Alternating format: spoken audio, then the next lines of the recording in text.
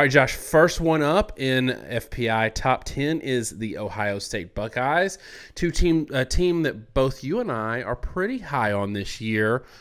But there are some questions. There's one particular question about all three of the top three teams that you might want to touch on. But in general, Josh, let's get into my first concern with them, and we can go from there. That's the big plays on defense. Everybody says, okay, offense is going to do what it does. Defense has got to get better because they were an explosive play allowing machine last year. 4 touchdowns against Michigan that were 69 yards or longer. I think they had another one in there that was like 45. 56-yarder against Penn State, 75-yarder against Georgia. Is that where we start with Ohio State? I think it's the biggest hidden stat for something that should be concerning, something that's got to be fixed. 115th in the country in plays allowed of over 40 yards. 123rd in the country in plays allowed of over 50 yards in 2022. It was a weakness of the defense. It's something that caused them in some of those games to either end up in shootouts or end up losing shootouts.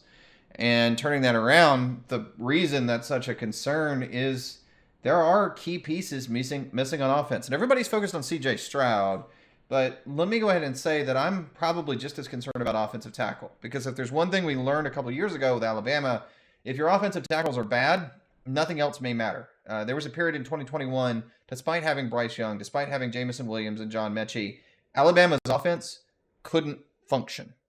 And if Ohio State rolls out there with the tackles that I saw in the spring game where they were getting pressures every other snap, and Kyle McCord or Brown, and I don't know why people think Brown's going to start. We haven't seen him play really in a game before, any meaningful minutes. If those guys can't get the quarterback's time to operate, it doesn't matter if they're great. It's not going to work. And if they and the quarterback aren't on the same page, you can have every possible guy you want at the skill positions. You're going to end up like Alabama versus Auburn or LSU in 2021, where you're struggling to put 20 points on the board.